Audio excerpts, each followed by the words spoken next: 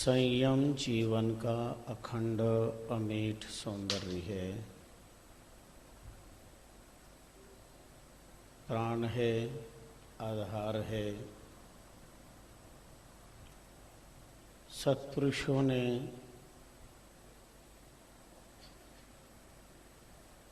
अनुभूति का प्रसाद बख्शिश किया है।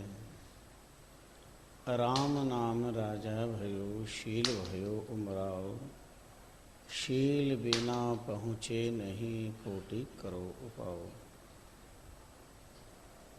अनिर्वचनीय प्रमेय चिंत्य, सर्वनियंता सर्वाधार सर्वसृजनहार। अखंड अक्षय अविनाशी निर्गुण निरंजन निराकार।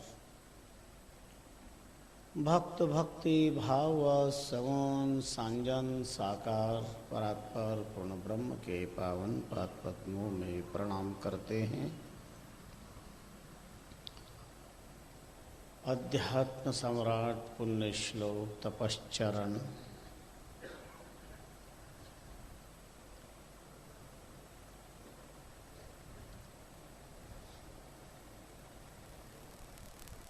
श्याम दाम ताव तितिक्षा निध्यासन प्रेरणास्त्रो श्री महाराज के कल्प वृक्षमय वैराग्य प्रदाता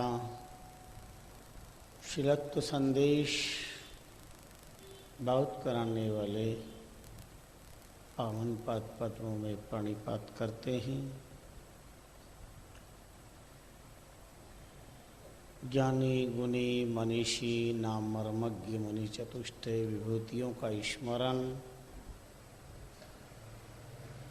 अनगिनत नाम संपन्न दिव्य धरा के लिए नतमस्तक होते हैं।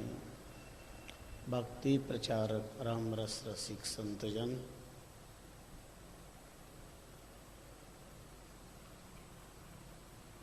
भगवत चरणानुरागी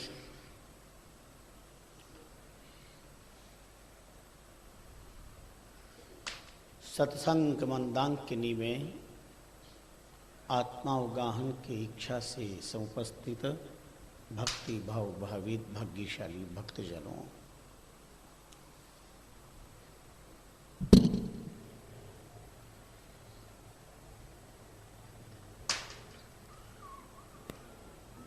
चातुर्मासीय अभीष्ट ग्रंथ श्रवण सार में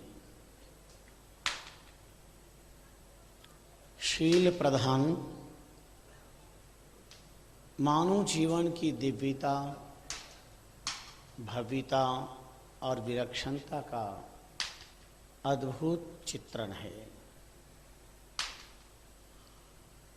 जिस संबंध में हम अभी एक दो दिन भूमिका का स्वाध्याय कर रहे हैं।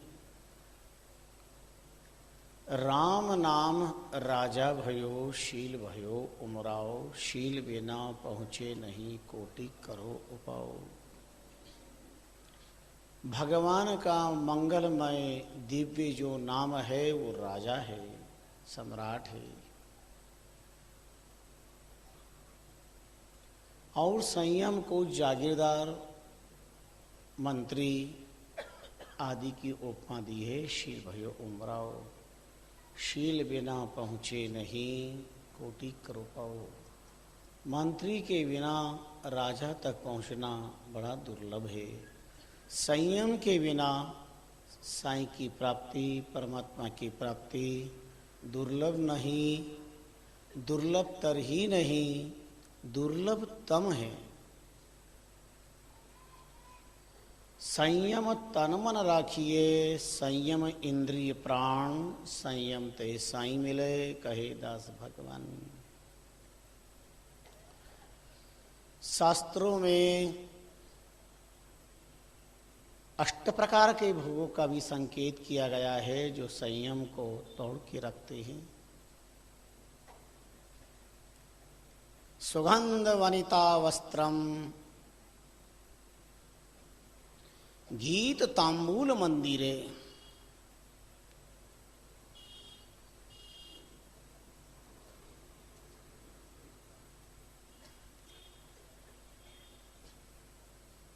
बड़ा प्यारा संकेत है।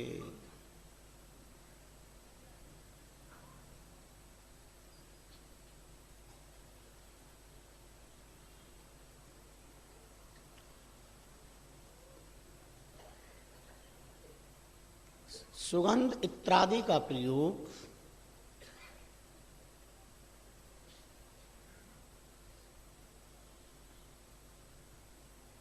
नित नए भड़काऊ वस्त्र पहनना,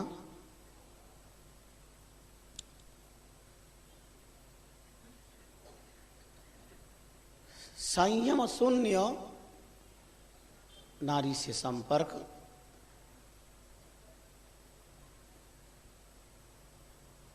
मन भंजन गीत,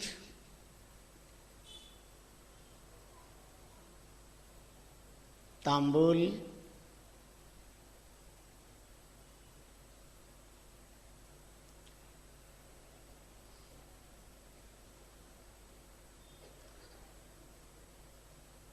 सिनेमा, नाटक, चेटक आदि साधना में निषेध माने गए हैं। अष्टभोगा प्रकीर्तिता,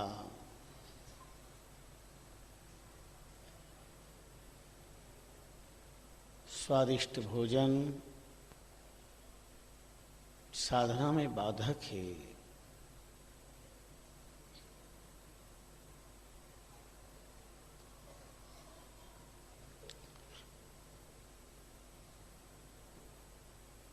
मालवांचल से एक वैरागी संत महाप्रभु रामचंद्र जी महाराज के पास दीक्षा लेने के लिए पहुंच रहे थे।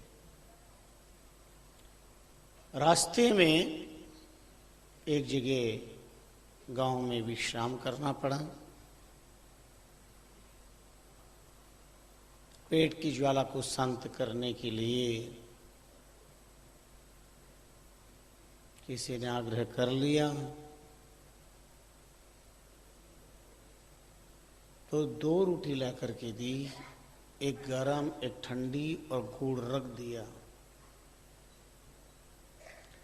वो लेके वहां से चले, गरम रोटी और गुड़ तो पा लिया और ठंडी रोटी कुत्ते को दे दी और धीरे धीरे चलते चलते पहुंच गए भीलवाड़ा।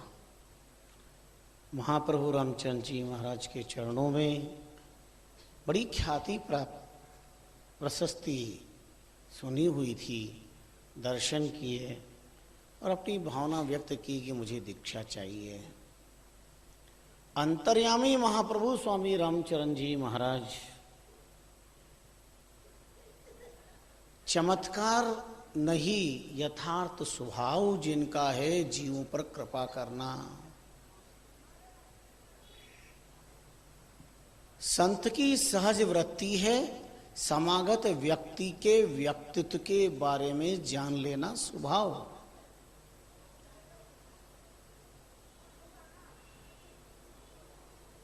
इंजीनियर दृष्टि का स्वभाव है बिल्डिंग को देखकर उसके बारे में जानकारी हासिल कर लेना, बता देना।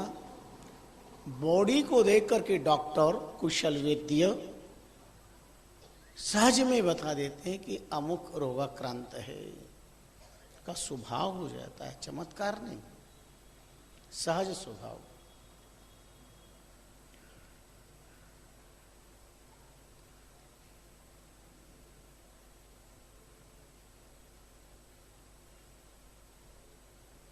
अंक ज्योतिष, फलित ज्योतिष, सामुद्रिक, आध्यात्मिक, ज्योतिर्विद सहज स्वभाव होता है। वो चेहरे को देख करके पढ़ लेते हैं।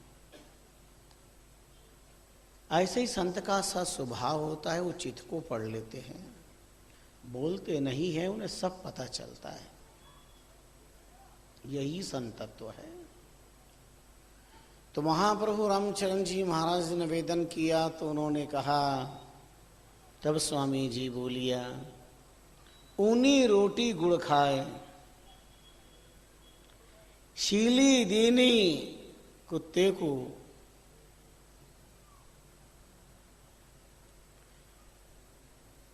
कैसे दीजिए आई। एक श्रद्धालु ने आपको जो श्रद्धा की थी रोटी दी, तो तुमने गरम रोटी गुड़ तो खा लिया और ठंडी रोटी कुत्ते को दी। एकदम सुन करके सकपका गए, ये यहां विराजे हैं, बात रास्ते की है, इन्हें क्या पता।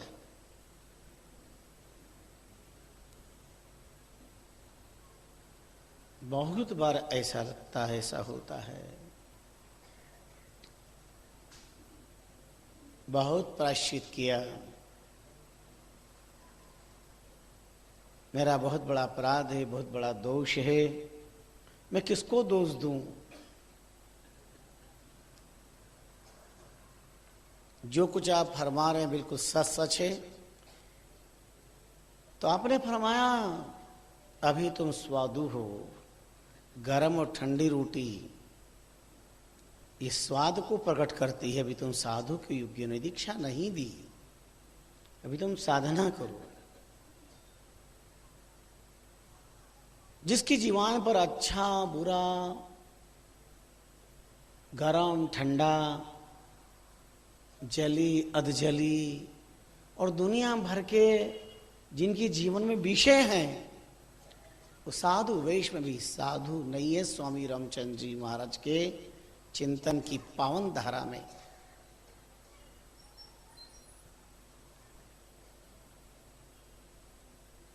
जिन्होंने लौक दृष्टि में तो सब कुछ परमात्मा को अर्पण किया, पर भीतर चिंता की ज्वाला में सुलग रहे हो। कहे दास अग्राम सादरे परवा काहीं, छाजन भोजन निर्घनो यो हरि इच्छा माही, यो हरि इच्छा माही और न दूजी बात। राम राम कह दिन रात तो जन्म सफल होई जात, जन्म सफल होई जात मिले सुख सागर माही। कहे दास सग्राम सादर परवा काहीं, परवाह ही है शरीर की, भूख की, प्यास की, मान की, सम्मान की। तो साधना का जीवन प्रश्नवाचक चिन्हों से भरा हुआ है।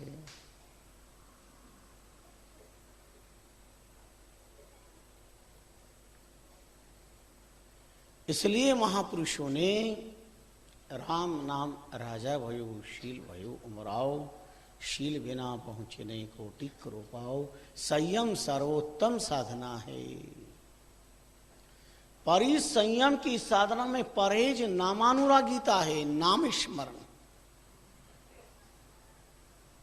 राम राम रसनारटिंग, शील दया उर्माय।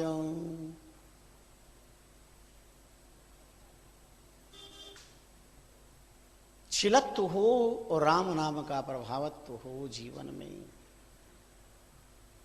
या सम तीन लोक में और धर्म जूनाए, और धर्म जूनाए। वेद स्मृति श्रुति सब गावे, श्रुति स्मृति सब गावे। जन्म मरण मिट जाए, निर्भय निश्चल घर पावे। राम चरण भज राम को।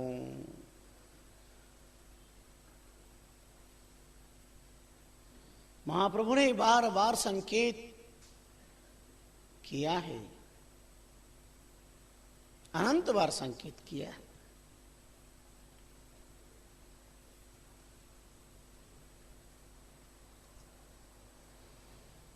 जन्म मरण मिट जाए, राम राम रसना रटे।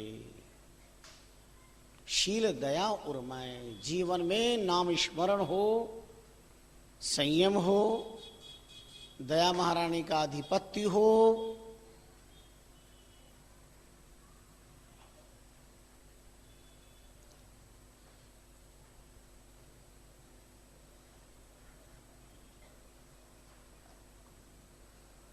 नाम के बिना संयम की साधना भी संभव नहीं है, और संयम की साधना में नाम न हो तो ठीक वही स्थिति है कि कोई जा रहा हो, रास्ते में कोई मिल जाए और पूछे कहो कहाँ जा रहे हो, बोले मैं आपके यहाँ पर आया था, आपके यहीं पर आ रहा था। गले पड़ने जैसा वाला मामला है। संयम की साधना बहुत जरूरी है जीवन में।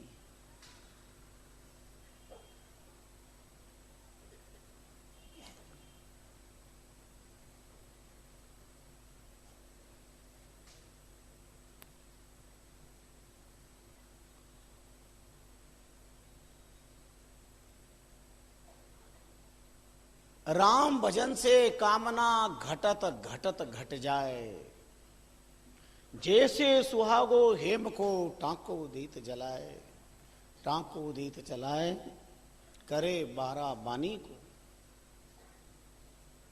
यूं विषण हो ये शुद्ध, कितना भी विकारी हो भजन के प्रताप से यूं विषण हो मन शुद्ध, विषय सब लागे फीको। भजन का प्रताप महापुरुषों ने अपनी वाणी के माध्यम से बताया है।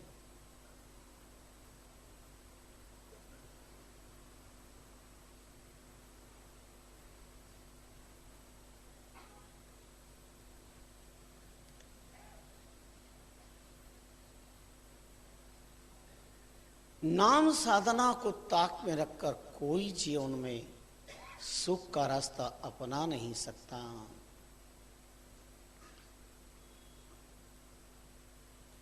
नाम साधना के अभाव में शीलत्व भी गजराज के रूप को धारण करने वाला है। हथनियों के बीच में जैसे गजराज, संयम तो है पर साधना नहीं। वितराग महाराज ने अपनी वाणी में ऐसा संकेत किया है, गज होय युद्ध।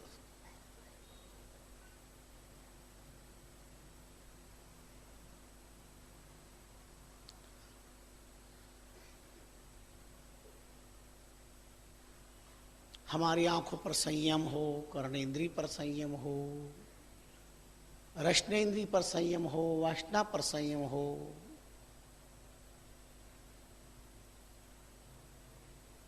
इस संयम का अभाव ही तो परिवार को तोड़ रहा है, समाज में, राष्ट्र में दरिंदों की कहानियां तैयार कर रहा है।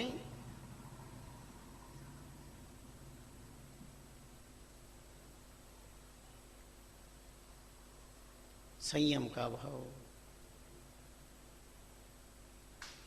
और संयम के प्रभाव ने इतिहास रच दिए।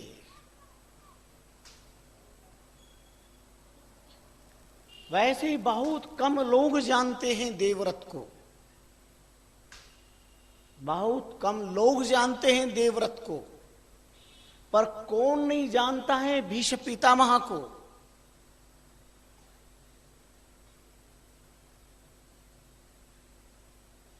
जब महाराज शांतनु दासराज की कन्या से विवाह करना चाहते थे, पिता ने एक शर्त रखी, मैं अपनी बेटी तो दूंगा अपनी कन्या, पर एक शर्त होगी कि इसकी कौंख से होने वाली संतान सत्ता पर आसीन हो। महाराज शांतनु ने स्वीकार कर लिया, किंतु दासराज वो मल्लाहा केवटराज संतोष को प्राप्त नहीं हुए।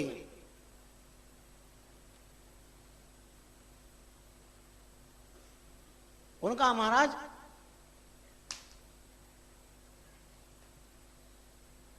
अगर आपकी संतानें बलात् राज्य ले लिया तो आप क्या करेंगी? और ये बात जब देवव्रत को पता चला, हमारे पिता के मानसिक आकांक्षाएं प्रणय करने की है, उसके अंदर मैं बाधक बन रहा हूं। आप पहुंच गए दासराज के पास में, कहा कि आप अपनी कन्या पिताश्री को दीजिए, और अपनी शर्त रख दी। उनका नहीं, मैं स्वप्न के अंदर भी सत्ता की आकांक्षा नहीं रहूंगा, वादा करता हूं। तो उनका ठीक है, आप तो नहीं रखेंगी, मान लिया आप पर विश्वास है, आपकी वाणी पर आपकी संतान अगर सत्ता के लिए संघर्ष कर बैठी तो उनका आओ, मैं पिता की आकांक्षा को पूर्ण करने के लिए, यह भी एक समस्या है। तत्क्षण पिता के समक्ष गए, दासराज को बुलाया और उन्होंने कहा कि आप अपनी कन्या पिता को दीजिए, मैं आज जल हाथ में लेकर प्रण करता हूं कि मैं विवाह ही नहीं करूंगा तो संतान कहां से आएगी, इसलिए मैं त्याग करता हूं। और देवव्रत ने इतिहास के पृष्ठ पर उस देवव्रत ने पहला व्यक्तित्व ऐसा था महाभारत काल का जिन्होंने दृढ़ संयम की, शीलत्व की धारणा को प्रकट किया। इसको कहते हैं शील व्रत, इसको कहते हैं संयम। संकल्प कर लिया कि मैं विवाह ही नहीं करूंगा, और जिस क्षण संकल्प किया पूरे गगन के अंदर अद्भुत वाद्यंत्र बज गए। एकमात्र व्यक्ति अपने पिता की सुख सुविधा के लिए संयम का संकल्प कर रहा है, अविवाहित रहना स्वीकार। कितनी उथल पुथल मची जीवन में, लेकिन भीष्म पितामह अपने व्रत से कभी भी अटल, संयम का अटल व्रत। और समय परिस्थितियों ने, काल क्रांति के तेवर जब बदले,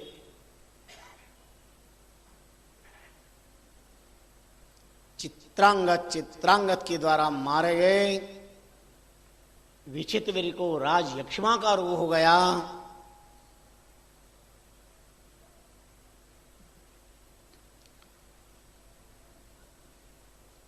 काशी नरेश की कन्या त्रय अंबा, अंबिका, अंबालिका का स्वयंवर में हरण करके लेके आए। लेकिन अम्बा ने जो पूर्व में अंतर मन में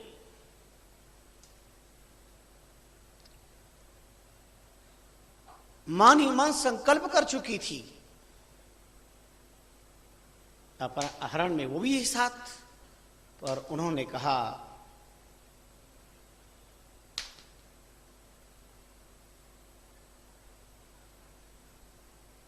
मैंने तो अंतर्मन में कुछ और विचार कर रखा है। सवराज साल्व को अंबिका अंबालिका ने स्वीकार कर लिया भैया, और अम्मा जब पहुंची तो उन्होंने कहा कि तुम्हें भीष्म पितामह लेकर गए हैं, उनसे विवाह करो।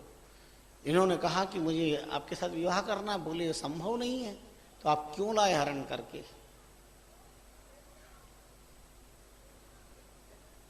6 महीने तक लगे सब कोई कहे, जन जन दे ठुकराई की दशा हो गई। और अम्बा ने अपना बहुत बड़ा अपमान समझ लिया और भीषण तप किया, और तप के प्रभाव में, तप के फलारूप में जिन्होंने मेरा अपहरण किया है, हरण करके लेके आए हैं, उनसे प्रतिशोध की भावना में लेकर रहूं।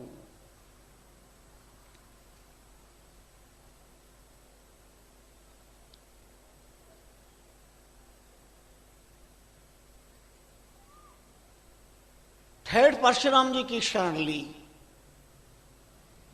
आप युद्ध करें भीष्म पितामह, और उन ललकारा भीष्म पितामह को। भीष्म पितामह ने समझाया आप क्यों युद्ध के लिए तनाव कर रहे हैं। बोले आप उसे स्वीकार, बोले मैं नहीं कर सकता, मेरा दृढ़ संकल्प है। तो इनका दृढ़ संकल्प है तो आओ संघर्ष कर लो, युद्ध कर लो। और 23 दिन तक इतना भीषण घमासान युद्ध चला, 23 दिन तक। लेकिन भीष्म पितामह पराजित नहीं हुए, क्योंकि उनके पास में शीलत्व था, संयमत्व था।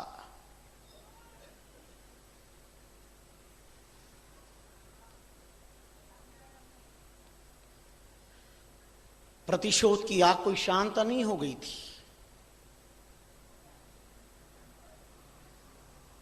यावत 12 वर्ष अखंड यज्ञाग्नि जहां प्रज्वलित थी, अपना अद्भुत तप करके रुद्र को जब प्रसन्न किया, बोले क्या चाहते, बोले मैं बदला, बोले अपना देह त्याग करके अग्निकुंड में शरीर प्राप्त कर लो। और उस सिंहनी बन करके द्रुपद राजा के यहां पहुंचती है, और भीषण युद्ध के समय शिखंडिनी सामने आती है। यह मर्यादित पुरुष बाण नहीं चला सकते थे। कभी कभी आश्चर्य होता, जिन्होंने शीलत्व का इतना बड़ा संकल्प किया, नारी का त्याग किया, मृत्यु का कारण नारी बन गई। इतिहास के पन्ने उठा करके देखना।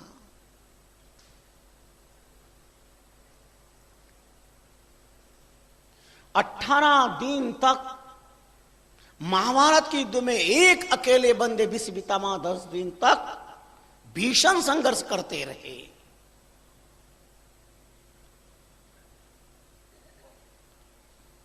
संयम उपासना के कारण।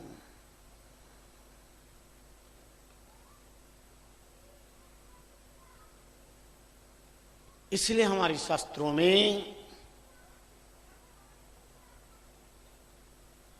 विलक्षण प्रमाण इस प्रकार के प्राप्त होते हैं।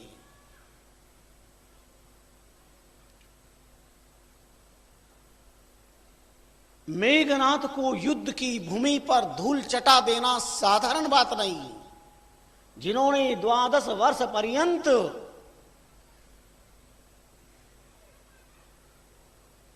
जीवन में संयम रखा हो, अखंड ब्रह्मचर्य व्रत पालन किया हो, निद्रा जीत हो, आहार जीत हो, आहार न लिया हो, वही मेघनाथ को युद्ध भूमि पर पराजित कर सकता है।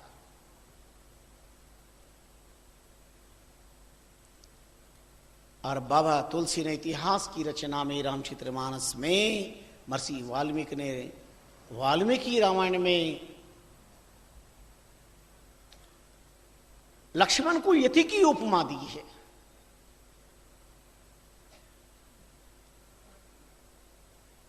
एक बार प्रभु राम ने युद्धोपरांत मेघनाथ वध हो गया। मेघनाथ के द्वारा लखन को शक्तिबान लगता है। हनुमान जी संजीवनी बूटी से प्राण दान देते हैं। रावण वध हो जाता है, लंका आगमन हो जाता है। सहज में पूछ लिया प्रभु राम ने, लखन मेघनाथ के लिए तो ऐसा उसे वरदान था कि जिन्होंने इतने साल तक संयम ब्रह्मचर्य का पालन किया हो, निद्रा न निकाली हो और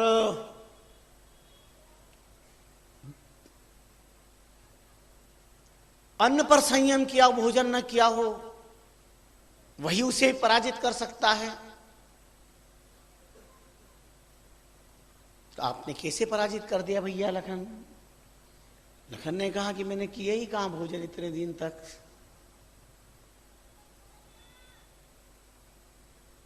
उर्मिला के साथ न जाने का कारण इतिहास की गहराई को स्पर्श करो तो पता चलेगा।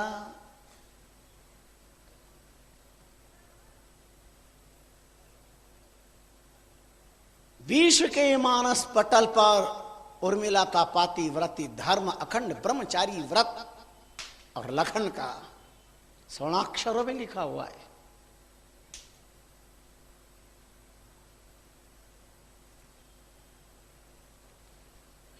तो प्रभु राम ने कहा कि फिर तुम्हें इतने दिन तक फल ग्रहण नहीं किए? बोले नहीं किए। तो कहां है वो सब वनवास काल के फल? और ऐसे यति, ऐसे योगी लखनलाल जी, उन्होंने अपने योग बल से सारे फलों को एकत्रित करके राम जी के सामने ढेर लगा दी, फलों के ढेर लगा दिए। इतने साल के फल पर राम जी का दिमाग भी कंप्यूटर का भी कंप्यूटर था।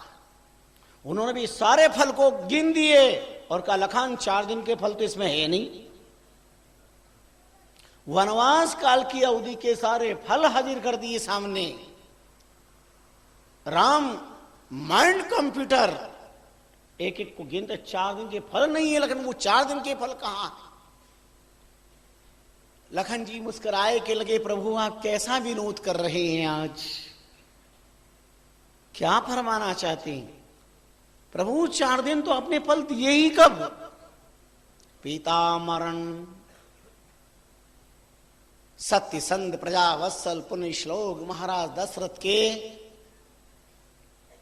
मरण का संदेश श्रवण जिस दिन किया था, आप भी विषादग्रस्त हो गए थे, मैं भी विषादग्रस्त था।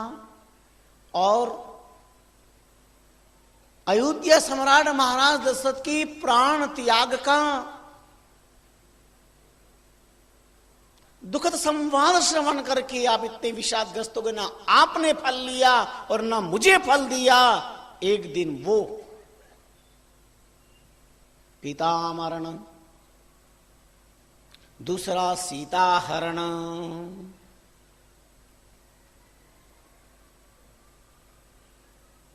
जब भवज माता जानकी का हरण हो गया, अब तो इतने वियल हो गए। अब लतावल्लभ ऋषि पूछ रहे हैं, तुम देखे सीता मृगनयनी?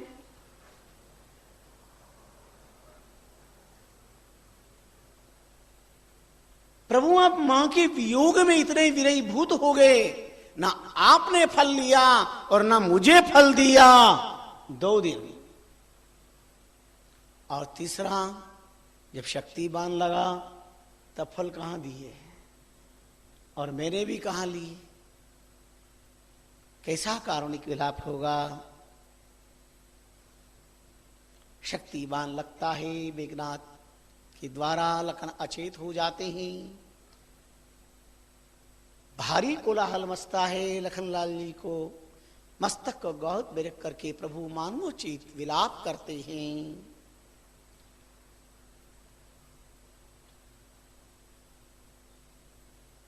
जय हो अवध कवन मोहलाई, नारी हेतु प्रिय बंधु गंवाई। सुत बित नारी भवन परिवारा, होए जाए जगवार ही वारा। मिले ही न अस जगत सहोदर भ्राता, यह कहकर के आप रो बिलक पड़े। मर्यादा पुरुषोत्तम राघवीन सरकार, समस्त विश्व के नियामक, सृष्टि सृजनहार ब्रह्म जिनके रोम रोम में लग रहे कोटि कोटि ब्रह्मांड, आज अखंड अक्षय अविनाशी निर्गुण निजन निराकार अपनी लोकलीला करने के लिए और भारत जैसी पवित्र धरती पर पुरुष मात्र को चरित्र संयम की शिक्षा देने के लिए मर्यादा पुरुषोत्तम राघवेंद्र सरकार के रूप में प्रकट होते हैं, एक नारी ब्रह्मचारी का संदेश सुनाने के लिए।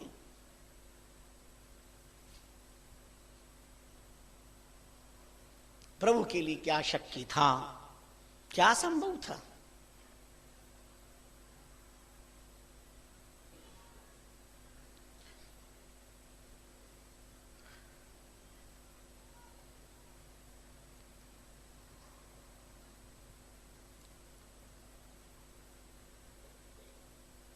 निराकार ब्रह्म निराकार रूप में आई, संपूर्ण मानवीय मर्यादाओं का पालन आपने किया। आप मानवोचित विलाप कर रहे थी। करुणा वरुणालय है, करुणा सिंधु है, फिर भी करुणा से विगलित हो गए। लखन उठो, लखन उठो, मेरे लाडले लाल कलेजे के टुकड़े उठो। कब तक तुम आंख मिचोने का खेल खेलोगे? हे लखन, अयोध्या की धरती पर मैं क्या जवाब दूंगा? एक बार महाराज दशरथ की आत्मा ने भी पूछा तो समझा दूंगा, मां कौशल्या को समझा दूंगा, कैकेयी को समझा दूंगा और मां सुमित्रा को भी मैं समझा दूंगा। लेकिन जब उर्मिला पूछेगी मेरा सुहाग कहां है, मेरा सुहाग कहां है, मैं क्या कहूंगा? अयोध्या के लोग, उन्हें भी समझा दूंगा। अयोध्या के लोग पूछेंगे लखन का मैं क्या कहूंगा? और ये सारा संसार, ये सारी दुनिया खाए बिना रह सकती, कहे बिना नहीं रह सकती। जयो अवध कवन मोहलाई, क्या मुंह लेकर के जाऊंगा? लखन, अगर तुमने आंख नहीं खोली तो इस दुनिया को मैं जवाब नहीं दे सकता। लोग पूछेंगे, लोग कहेंगे, लाख मेरे सब कुछ सच्चाई व्यक्त करने पर भी लोग कहे भी नहीं रहेंगे ये राम, अरे अपनी पत्नी के पीछे अपने भाई के प्राण गंवा दिए, अपने भाई को झोंक दिया एक पत्नी के पीछे। बिलख पड़े प्रभु राम, जय हो अवध कवन मोहलाई, नारी हेतु प्रिय बंधु गवाई। सुतवित नारी भवन परिवारा, होई जाए जगवार ही वारा। पर ये कह करके अपने आप को नहीं रख पाए, सिसकियां लेकर के सिसक पड़े। मिल ही न अस जगत सहोदर भ्राता। सब मिल सकते हैं, सहोदर भ्राता कहां मिलेगा लखन तुम्हारा जैसा। और इन सब चौपाइयों के पहले चौपाई कह देते हैं प्रभु राम गजब की। जो जनते बन बंधु बिछोहू, तो मानते नहीं पिता वचन ओहू। जो मैं जानता हे लखन, अगर मैं ये जानता रणांगन में, समर भूमि पर, युद्ध की भूमि पर मेरे लाडले लखन लाल, मेरे भाई का ऐसा वियोग हो जाएगा, तो मैं पिता की उस आज्ञा को भी नहीं मानता। मानते हूं पिता वचन नहीं ओहो, मैं पिता के वचन को नहीं मानता। आज भद्रराम के मर्यादा पुरुषोत्तम राघवेंद्र सरकार के श्रीमुख से अद्भुत वचन निकल गए। मानते हूं नहीं पिता वचन ओहो। कौन से वचन? जबकि प्रभु राम संपूर्ण मर्यादा का पालन करते हैं, और यहां तक महाराज दशरथ को अपने वचन रखने के लिए प्राणों की त्याग की बात तक कह दी कैकेयी को। पर कैकेयी ने अपने सुहाग की आहुति भारत की धरती पर राम राज्य की स्थापना के लिए देना सत्संकल्प कर लिया। कोई राम राज्य नारों से नहीं आया है नेताओं के। राम राज्य की स्थापना साधारण बात नहीं थी। प्रजा वत्सल पुण्यश्लोक महाराज दशरथ के प्राणों का त्याग, नारियों के सुहाग का बलिदान, राम राज्य की बात लोग ऐसे कर देते हैं जैसे श्रृंगार स्टोर पर कोई पदार्थ खरीदा जा रहा हो, चेहरे को चमकाने का। सब्जी मंडी की सब्जी खरीदी जा रही हो। राम राज्य साधारण बात नहीं थी। कितने बड़े संयम का पालन था।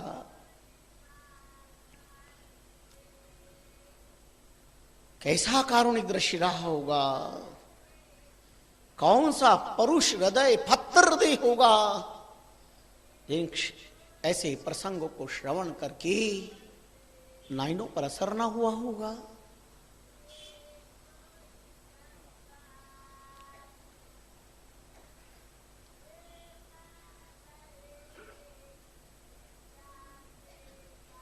कोप भवन में 3 व्यक्ति जाते हैं। महाराज दशरथ, मर्यादा पुरुषोत्तम राघवेंद्र सरकार और भरतलाल जी। ये 3 अद्भुत प्राणी कोप भवन में जाते हैं और तीनों की विचित्र दशा होती है। महाराज दशरथ जीवित नहीं लौटे कोप भवन से। ये संसार कोप भवन है। ये कैकेयी का कोप भवन है। 3 क्वालिटी के व्यक्ति यहां पर आते हैं। एक महाराज दशरथ की तरफ,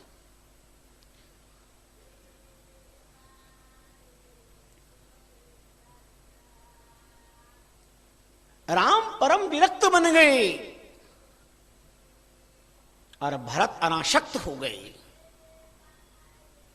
जितना रामचरित्र मानस पढ़ने में सरल है, सुनने में हर्षता प्रदान करता है, चिंतन करने में गंभीरता है, धारण करने में जटिलता है। मानस की एक एक चौपाई और एक एक शब्द चित्त को झकझकौर के रख देते हैं। अद्भुत ग्रंथ है।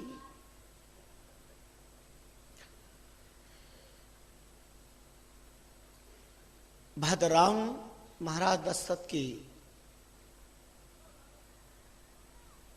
काव भवन में जाकर के जो कुछ इतिहास हुआ, राजमहलों की दीवारें रोई, ईंटें ईंटें रोई, कंकर कंकर रोया। और जब मां के पास पहुंचते ही कौशल्या के पास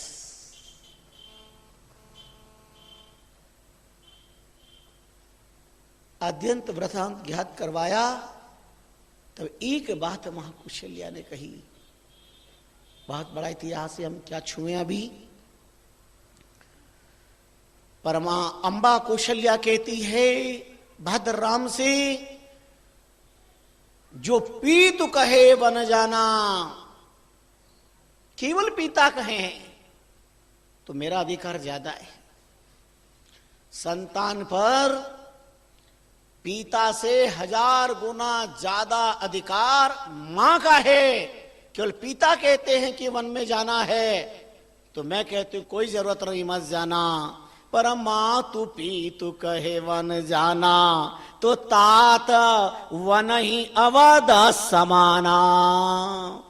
पर माता पिता कहते हैं कि वन में जाना, तो बेटा जहां जाओगे वन में, जिस वन में चरण रखोगे वही वन तुम्हारे लिए अयोध्या के समान मान लेना, अयोध्या के समान हो जाए। जो मां तु पीतु कहे वन जाना, तो तात वन ही अवध समाना। और प्रभु राम माता पिता की आज्ञा मान करके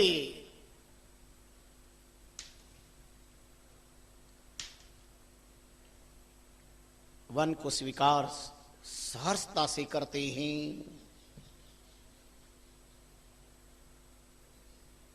कितने प्रश्न खड़े हुए होंगे। एक रात में ही वनाभिषेक और राज्याभिषेक का इतना बड़ा इतिहास छिपा हुआ था। जानकी नाते न जाने सक्या संवारे सूत हवानो, सुबह क्या होने वाला है घट घट की जानने वाले, क्या प्रभु राम को नहीं मालूम था? क्या नहीं पता था? रहीमन हो तब होत है, हो तब अपने हाथ, राम हुन जाते हिरण संग, तो सिया हुन रावण साथ।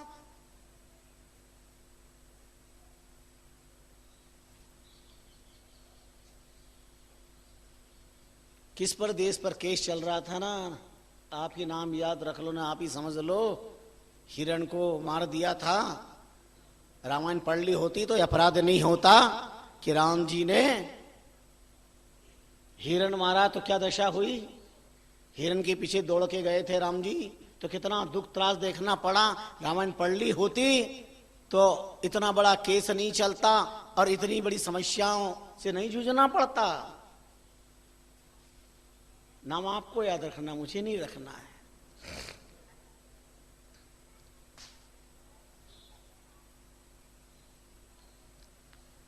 और काश सीता ने एक संयम और रख लिया होता।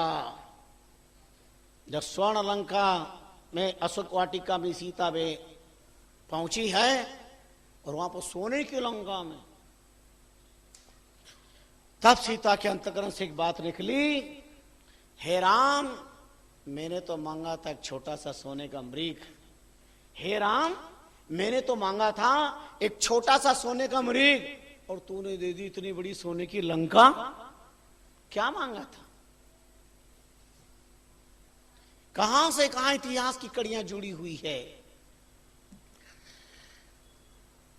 अस्तु तो मां तु पीतु कहे वन जाना, तात वन ही अवध समाना। यहां प्रभु राम कहते हैं विराट के क्षणों में प्रलाप करते हुए, मानवोचित जो जनते वन बंधु विशोहु। अगर मैं ये जानता कि रणांगन में, युद्ध भूमि पर, समरधरा पर भैया तेरा वियोग हो जाएगा, तो मैं पिता के उन वचनों को नहीं मानता।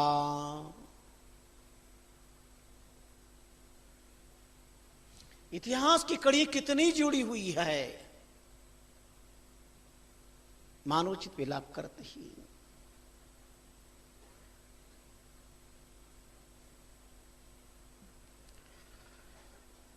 बड़े गंभीर प्रसंग, बड़े हृदय को छू लेने वाले हैं। इसलिए जीवन के हर पक्ष में, हर व्यवहार में संयम नितांत अनिवार्य है। ये भगवान का निराकार से निराकार के आगमन पर भी संयम की अद्भुत विलक्षणता है।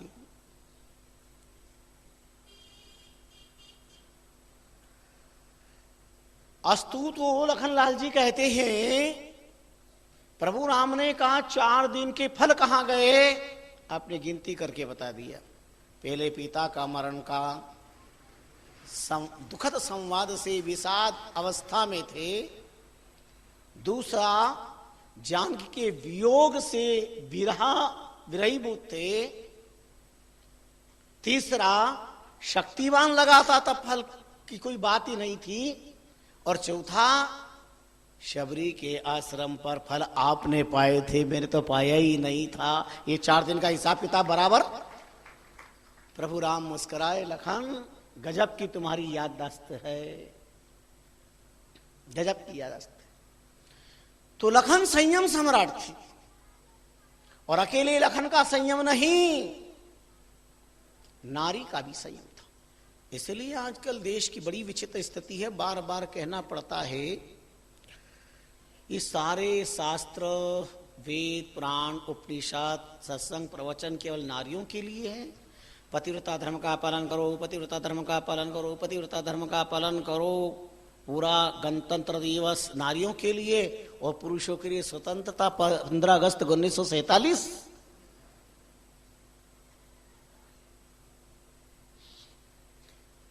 जहां भारत की भूमि पर नारी पतिव्रता हो, वहां पर पुरुष भी पत्नीव्रती होना चाहिए, पुरुष भी पत्नीव्रती होना चाहिए। और प्रभु राम ने अवतार लेकर के जीवन के इस आदर्श की स्थापना करी, आदर्श की स्थापना करी। बहुत बार याद दिलाता हूं, दिलाया भी होगा। ये सब देवियां कहती महाराज ये सब कानून, ये बंधन, ये मर्यादाएं, ये ताले, ये सब हमारे ऊपर ही, बाकी सब स्वतंत्र। सारा बंधन, सारे ताले तो मैं लोक अदालत में ही फैसला करवा देता हूं। आपके घर में चौके में स्टील के बर्तन, लोहे की कढ़ाई जिस पर भजिया उतारे पर गरम गरम भजिया बनती है, बहुत सारी चीजें बनती है, और भी चीजें होती, चौके के अंदर बर्तन रखते हो, उस पर ताला लगाते हो क्या? बोलना पड़ेगा कि लगाते हो। पर सोने की अंगूठी, सोने का नेकलेस, सोने की रकम, सोने की पायजाब यूं ही पटक देते हो कि ताले में रखते हो? ताले में रखते हो। कैसे पटक देते हो? अब बताओ ताला किस पे लगता है? जिसकी कीमत होती है उस पर ताला लगता है, जिसकी कीमत ही नहीं है उस पे क्या ताला लगता है? तुम काहे की ताली बजा रहे हो? हाँ तुम बजाओ, तुम लोग बजाओ, अच्छी बजाओ, अच्छी बजाओ। तुम काहे की ताली बजा रहे हो? जिसकी कीमत है उस पर ताला लगता है। हमारे वेदों में नारी को पुण्य गंगा कहकर के पुकारा है। शक्ति भक्ति की सुवासना से व्यक्ति, परिवार, समाज, राष्ट्र को सुवासित करती है। उर्मिला जैसी पतिव्रता नारी के संयम की साधना ने लक्ष्मण को पूरे वनवास काल में दृढ़ संयमी बनाया, और इसलिए पूरे रामायण में उर्मिला मौन, एक ही यूनिवर्सिटी में पढ़ी हुई बहनें हैं पर उर्मिला मौन। उर्मिला के मौन में नारी का पातिव्रत्य धर्म निहित है। और आज दूरदर्शन प्रदर्शन के युग में नारी पातिव्रत्य धर्म के प्रति मौन है। चिंतन करें, मनन करें। तो आइए लक्ष्मण जैसा यदि पुरुष इस धरती पर अवतरित होकर के संयम की साधना से विलक्षण इतिहास रचते हैं। राम संयमावतार है, और पुरुष मात्र को मर्यादित जीवन जीने के लिए आप धराधाम पर अवतार लेते ही, धराधाम पर अवतार लेते, पत्नी व्रती बन करके अद्भुत इतिहास कायम किया है, विलक्षण इतिहास कायम किया है।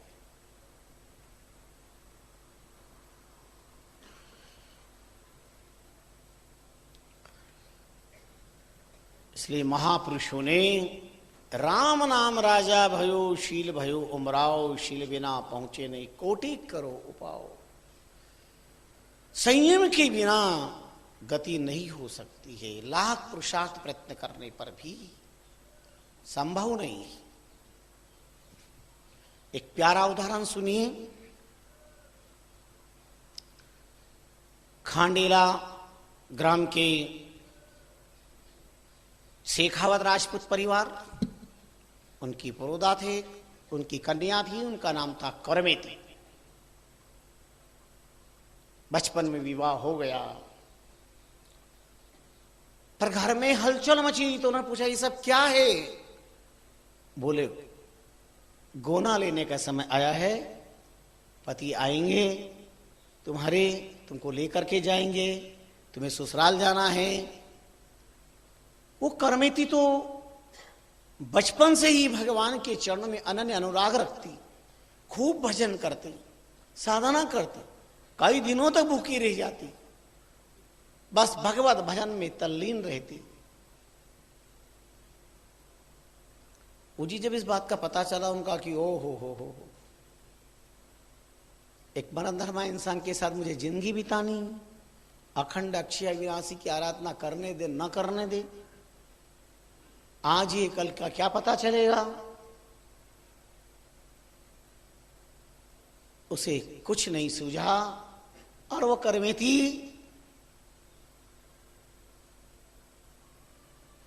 ठीक समय के पूर्व सुबह मुझे जाना है, मुझे लेने आएंगे, और रात के अंधेरे में प्रस्थान कर गई। प्रातः काल वह हलचल मची, समर्थ संपन्न थे पिता, दौड़ा दिए कर्मचारी, कहां गई कहां गई। अब वो तो चली जा रही थी, उसे एकदम पता चला पीछे घुड़सवार आ रहे हैं मेरी खोज में। एक ऊंट का कलेवर पड़ा हुआ था, मरे हुए ऊंट का कलेवर, उस कलेवर में घुस गई। उसमें दुर्गंध तो बहुत थी, पर उसने कहा इससे ज्यादा दुर्गंध तो संसार की वासना में है, विषय विकारों में दुर्गंध है। ये तो थोड़ी देर की दुर्गंध, वो हमेशा की दुर्गंध है। वो अंदर घुस गई, घुड़सवार निकल गए उधर से, करमेती नहीं मिली।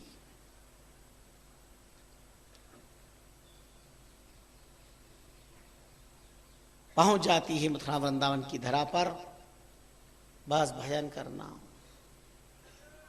एक दिन कई दिन तक अंजल नहीं मिला करमेती को, अचेत बहस हो गई, चेतना शून्य हो गई, बेहोश अवस्था। साक्षात परमात्मा भोजन लेकर करमेती के पास में गए और हाजिर किया कि लो भोजन कर लो, हम तुम्हारी साधना से प्रसन्न। उन्होंने भोजन को देखा, उनका मुझे ऐसा भोजन प्रसाद नहीं पाना, मुझे तो वो भोजन प्रसाद दीजिए जिसे जन्म मरण मिट जाए, परमात्मा का ही साक्षात्कार हो, दूसरा कोई भोजन नहीं चाहिए। भगवान ने अलौकिक कृपा कर दी। नाम था करमेती के पिता का परशुराम जी। समय प्राप्त उन्हें पता चला तो वो पहुंच गए ब्रह्मकुंड पे जाकर के करमेती के दर्शन किए। बहुत आग्रह किया, बहुत प्रार्थना करी, खूब रोए, कहा तूने ये क्या किया, ऐसे कहां से कहां तू पहुंची, जंगलों के अंदर तेरे को किसी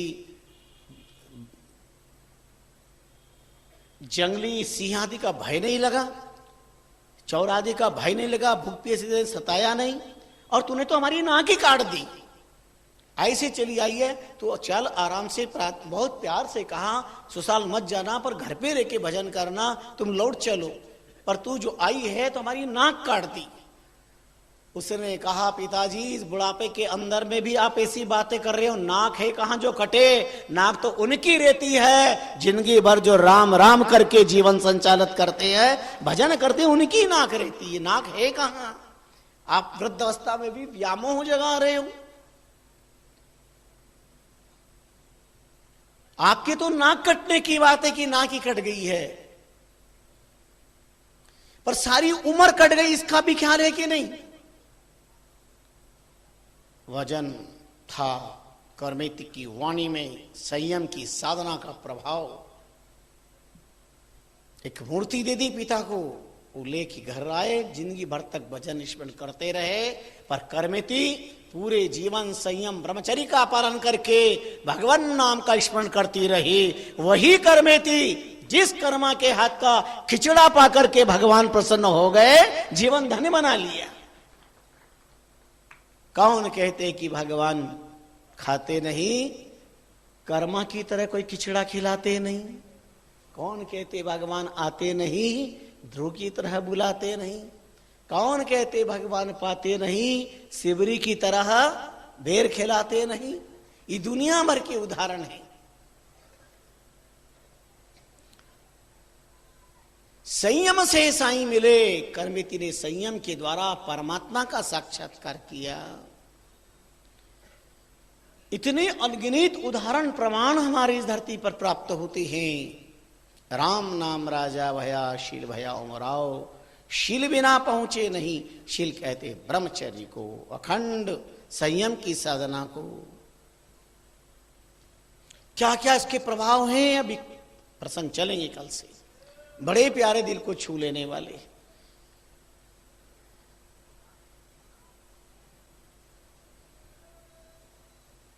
इसलिए हमारी भारत राष्ट्र बॉर्डर पर कभी घबराता नहीं है। भारत के सरहद सीमा पर भारतीय सेना का संयम काम करता है, शीलव्रत काम करता है, चरित्र काम करता है। अगर देश सेना को सौंप दिया जाए तो क्या आतंकवाद का सामर्थ्य, आंख उठा करके देख ले। भारत राष्ट्र में तो क्या विश्व के अंदर ही आतंकवाद नहीं दिखाई देगा, ऐसा सामर्थ्य है। वहां मां का वात्सल्य, पिता का रक्षा सूत्र, पत्नी का पातिव्रत्य धर्म संयम काम करता है, साधना काम करती है।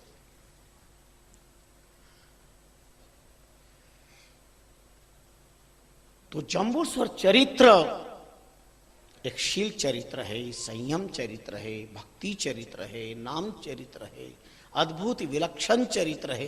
क्या है विलक्षणता, आगे आने वाले प्रसंग पर कल आपको मिलेगा, बड़ा दिल को छू लेने वाला।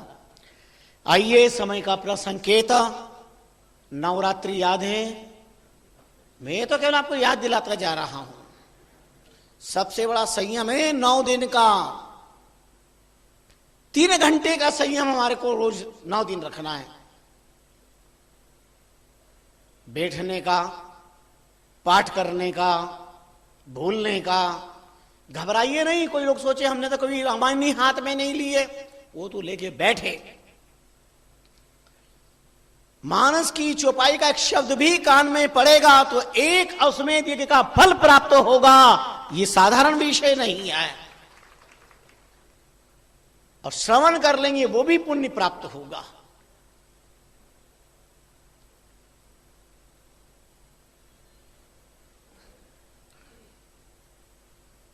अब श्राद्ध पर्व समापन की तरफ चल रहा है, कुछ ही क्षण बचे हैं।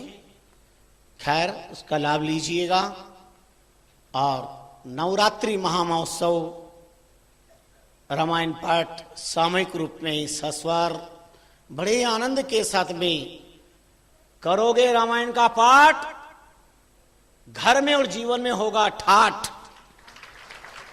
अपने घर के कलमश मिटाना चाहते हो, चित्त के कलमश मिटाना चाहते हो, और सीधी सी बात है, घर में, परिवार, समाज में, राष्ट्र में राम राज्य चाहते हो, रामायण का पाठ करोगे तो राम राज्य आएगा। उसे पता चलेगा कि क्या चरित्र, क्या इतिहास है। तो आइए, रोज आपको याद दिलाने का अभिप्राय है कि आपको इस बात का याद रहे कि अब 3 दिन में आपको पूरी तैयारी कर लेनी है। कौन बैठेगा, कैसे बैठेंगे, ठीक समय के पहले आएंगे तो जगह ठीक से मिलेगी, नहीं तो फिर पीछे पीछे। भोजन में, भजन में पहली पंक्ति में बैठ जाना चाहिए, सब वस्तु मिलेगी। पहली पंक्ति में बैठ जाओ ना, सब। वह सब अपन तो आखिरी में, बाद में क्या जल्दी, बाद में पा लेंगे, अभी क्या जल्दी, बाद में। और बाद में बैठो फिर कैसा आप श्री खान, बोले कर्म पे हाथ फेरो,